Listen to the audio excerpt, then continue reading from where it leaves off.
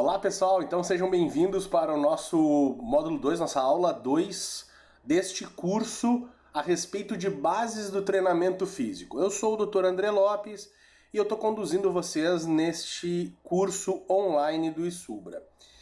Bem pessoal, nós falamos algumas coisas interessantes no módulo 1, mas agora nós vamos começar a aprofundar as nossas técnicas fisiológicas.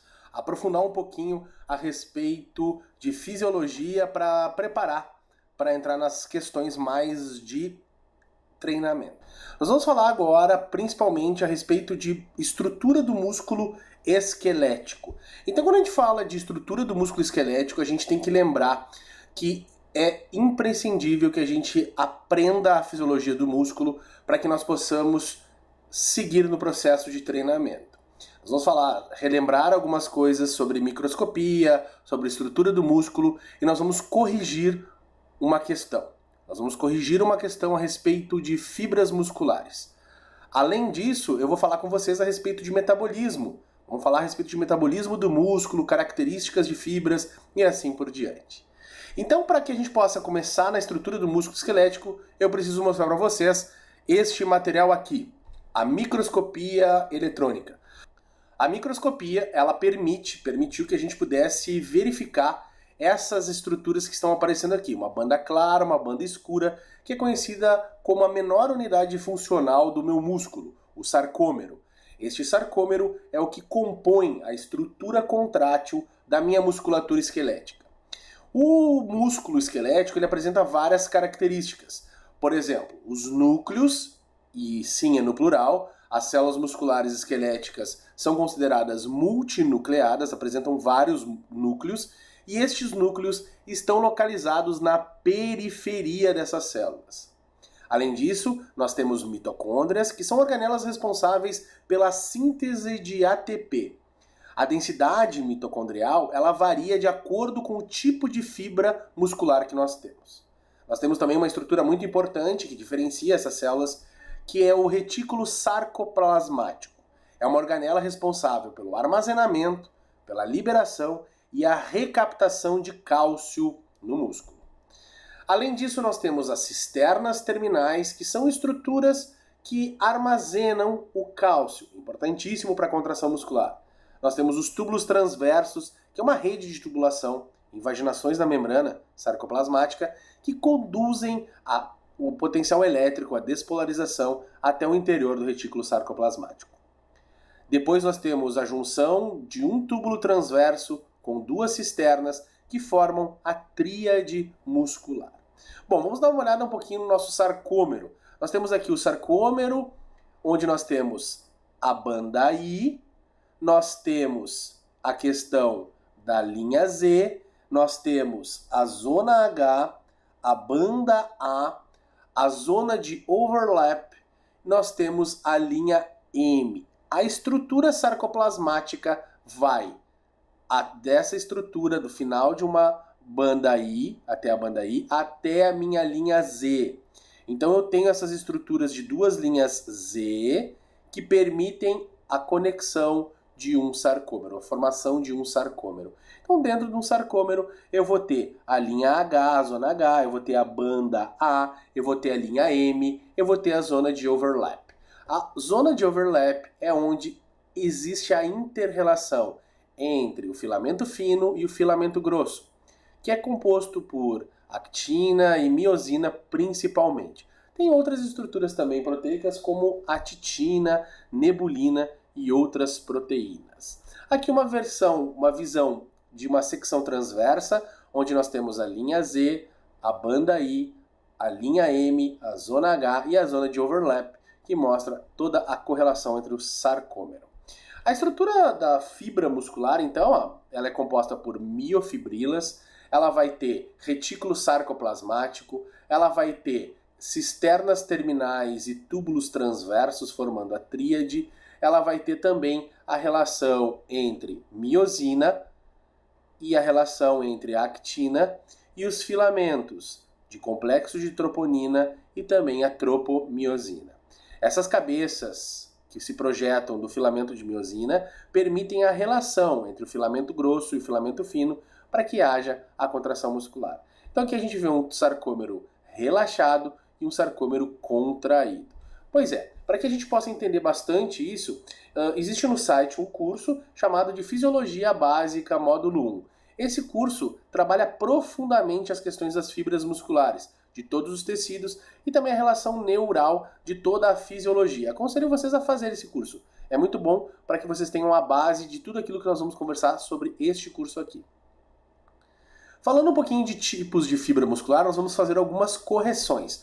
Por quê? Porque dentro desse contexto de fibra muscular, lhe foi ensinado lá na graduação que você tinha fibras tipo 1, fibras tipo 2A e fibras tipo 2B. Mas na realidade, nós não temos fibras tipo 2B. Nós temos um intermediário, que é chamado de fibra tipo 2X. Apenas alguns animais contêm as fibras tipo 2B, que são altamente potentes. Em seres humanos, então, o correto é afirmar fibras do tipo 1, fibras do tipo 2A e fibras do tipo 2X. Isso tudo está descrito neste artigo de 2001, onde nós podemos ver ali a classificação dos tipos de fibra muscular esquelética humana. Tá? Esse material vai ficar disponível também para vocês baixarem esse artigo, vocês podem dar uma lida depois. Bom, a contração muscular ela acontece devido à nossa unidade motora. O nosso motoneurônio, um neurônio bem comprido, inerva as nossas células musculares, levando a informação elétrica lá da minha medula, lá do meu cérebro, da minha medula, até a minha massa muscular para que haja a contração. Os neurônios motores que levam informação para o músculo são chamados de neurônios eferentes. Para que nós possamos saber a tipagem de fibra de um sujeito, se ele tem mais fibras do tipo 1, 2A ou 2X, é preciso fazer uma biópsia muscular. Notem que o aparelho de biópsia é uma agulha que tem uma guilhotina que retira um pedaço de músculo para a análise histoquímica. Aqui nós vemos a coleta de um desses dados, desse pequeno pedaço de músculo, aqui no gastrocnêmio do sujeito, ali a retirada de um pedacinho de massa muscular que será analisada. Isso tudo para identificar os tipos de fibra. Fibra tipo 1, fibra tipo 2. Existe uma grande variação, porque as fibras tipo 1 têm mais característica de resistência, de endurance, e as fibras tipo 2, elas têm uma característica de produção de força. Aqui eu trago para vocês, então, as cadeias pesadas de miosina, a velocidade de contração, né? O metabolismo, a inervação, a quantidade de mioglobina, mitocôndrias, fadiga e hipertrofia.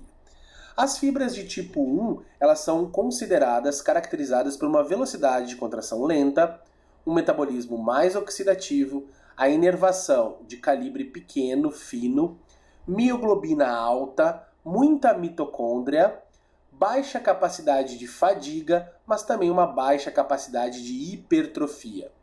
As fibras tipo 2A são de velocidade de contração rápida, são mais oxidativas também e tem uma grande inervação. Já a mioglobina é intermediária, as mitocôndrias são intermediárias, a fadiga intermediária e a capacidade hipertrófica intermediária. As fibras tipo 2X encontradas em humanos têm uma velocidade rápida, metabolismo principal glicolítico, inervação de grande calibre, pouca mioglobina, pouca mitocôndria, alta capacidade de fadigabilidade, mas também uma alta capacidade de hipertrofia. As tipo 2B em ratos são de velocidade rápida, glicolítica, inervação grande, baixa mioglobina, baixa mitocôndria, alta fadigabilidade e alta capacidade hipertrófica. Então o sujeito pode ter mais de uma dessas fibras e ter maior capacidade de resistência, ou maior capacidade de potência, ou maior capacidade de hipertrofia. Para saber disso, nós já vimos, é através de biópsia muscular. Vamos falar um pouquinho agora a respeito de metabolismo energético. Falar sobre metabolismo energético, sem dúvida nenhuma, é ativar este mapa que está aparecendo aqui para nós. E esse mapa do metabolismo energético tem vários processos. Eu vou encurtar, porque esse curso não é para metabolismo. Quem sabe futuramente nós tenhamos um curso a respeito disso, mas eu vou deixar bem focado para aquilo que nós precisamos na parte de treinabilidade. A intensidade do exercício é que determina as questões de sistema energético. Então, aqui nós temos a duração, a intensidade e o metabolismo. Quando a intensidade é supramáxima, acima do máximo, nós vamos ter uma duração de atividade de no máximo 15 segundos e ATP-CP, creatina fosfato, ativando 95 a 100% a ressíntese de ATP. Já em atividade de intensidade máxima, nós vamos ter uma duração que vai de 15 a 60 segundos e uma capacidade glicolítica bem alta, de 70% aproximadamente. Depois nós temos de 1 a 6 minutos uma intensidade submáxima, sendo 30% oxidativo. Nós temos aqui a questão de 6 a 30 minutos, uma média oxidativa, 90%, e mais de 30 minutos de baixa intensidade, oxidativo, 95%. Notem que dificilmente nós vamos ter 100% de atividade de um metabolismo só, a não ser em atividades de altíssima intensidade, e aí nós teremos a fosfocreatina sendo trabalhada como quase 100% do máximo. Para que o metabolismo funcione, nós precisamos de vitaminas, minerais e principalmente de água. As vitaminas, elas são compostos biologicamente ativos e utilizados nos processos químicos e bioquímicos responsáveis por todo o funcionamento do nosso organismo. Elas são necessárias não apenas para fazer parte desse contexto metabólico, mas também para outras reações. Elas são necessárias apenas em pequenas quantidades e elas podem ser divididas em solúveis em gordura ou em solúveis em água. Os minerais dificilmente faltam no organismo se a gente faz uma alimentação saudável. Então a gente precisa pouco de potássio, sódio, cálcio, zinco e ferro. Tá? Então eles estão também envolvidos em processos bioquímicos. E a água, que é fundamental para a saúde e manutenção de todas as reações. Agora eu vou falar um pouquinho a respeito da Liga da Justiça e as fibras musculares. Eu escolhi aqui 3 integrantes da Liga da Justiça, a Mulher Maravilha, o Cyborg e o Superman, para representar cada um dos tipos de fibra muscular que nós temos. A Mulher Maravilha é treinada desde novinha para ser uma guerreira imbatível. A Diana Pryce nunca saiu da sua ilha paradisíaca e ela é reconhecida como a princesa das Amazonas. Mas quando houve um acidente e um avião caiu, o piloto Stephen Trevor comentou com ela de uma guerra que estava assolando o mundo. Então ela decide sair da sua ilha e ir lutar incansavelmente pela paz mundial. Já Cyborg é um personagem norte-americano da companhia de quadrinhos da DC Comics e ele é um dos novos Titãs. Ele é metade máquina, metade humano. E claro, o personagem que nasceu no planeta fictício Krypton, que tinha o nome de Kal-El, foi mandado à Terra pelo seu pai, o Jor-El, um cientista que antes de seu planeta explodir, colocou ele dentro de uma nave espacial e mandou para a Terra, onde ele caiu em Smallville. Conforme o Superman foi crescendo, ele descobriu que tinha habilidades diferentes dos seres humanos, muita força, potência e assim por diante. Bom, a nossa Mulher Maravilha seriam as nossas fibras tipo 1, que tem atividades de baixa capacidade de produção de força, elas já são ativadas. 60%, 70% nós temos ativação das fibras tipo 1. Já as fibras tipo 2A são ativadas em intensidades que vão de 60% a 85%, e as fibras tipo 2X têm intensidade maior que 85%. Característica da tipo 1, oxidativa predominante, da tipo 2A, glicolítica predominante, da tipo 2X, característica fosfagênica e glicolítica predominante. A fonte energética das tipo 1, preferencialmente lipídios musculares e séricos. A fonte energética da tipo 2A, glicogênio muscular e hepático. E as fontes de energia das fibras tipo 2X, creatina fosfato e glicose. As fibras tipo 1 são consideradas lentas, capacidade oxidativa e classificação tipo 1. Apresentam os neurônios bem fininhos. Já as fibras tipo 2A, fibras rápidas, glicolíticas com classificação tipo 2A. neurônios intermediários. Já as fibras rápidas usam creatina, classificação tipo 2X e de neurônios bem grossos e calibrosos. As fibras do tipo 1 são mais resistentes à primeira e são as primeiras a serem ativadas na atividade física. Já as fibras tipo 2A são mistas e são a segunda linha de ativação conforme a intensidade do exercício vai aumentando. Ela se soma à atividade da tipo 1. E as fibras tipo 2X são mais potentes e a terceira linha de ativação. Só vão entrar em ação se a intensidade for grande. As fibras tipo 1, as adaptações acontecem em atividades de duração longa. As fibras tipo 2A, as adaptações acontecem em atividades de média duração. E as fibras tipo 2X, as adaptações acontecem em atividades de baixa duração e alta intensidade por consequência. Os nossos músculos são formados por diferentes percentuais de fibras, lentas, rápidas, tipo 1, tipo 2A e 2X. Aqui nós temos um gráfico mostrando que o sóleo ou solear apresenta bastante fibras tipo 1 oxidativas. Já o tríceps, o reto femoral, o bráquio radial e o peitoral apresentam pouca quantidade de fibra tipo 1. Isso também pode ajudar na questão da treinabilidade dos sujeitos. Aqui a graduação de força, então a ativação das unidades motoras de menor calibre vai acontecer estimulando as fibras tipo 1. Então no início da atividade nós temos a participação de fibras tipo 1 até mais ou menos 40, 50, 60, onde nós temos a entrada das fibras tipo 2A, que conforme aumento da intensidade da frequência de estimulação, elas são ativadas.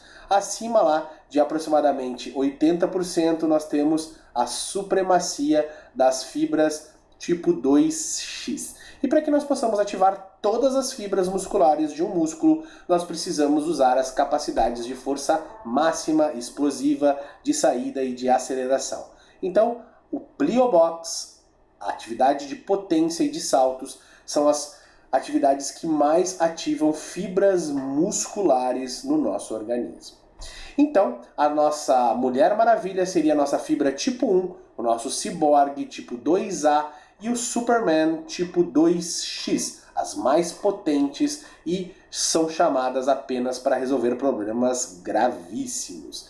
Isso se reflete no ser humano. Nós temos pessoas com características aeróbias, quantidade de fibras tipo 1 maior, quantidade de fibras mistas para potência e resistência e para produção de força e volume muscular, como os de fisiculturistas. Pois é, treinamos o nosso cérebro também assistindo essa aula.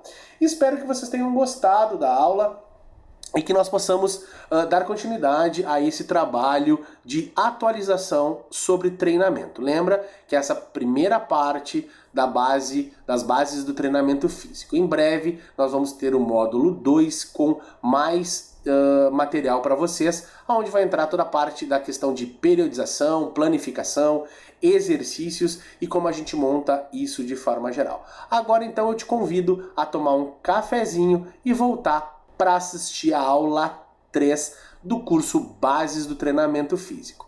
Eu sou o Dr. André Lopes e te desejo um bom dia. Até mais!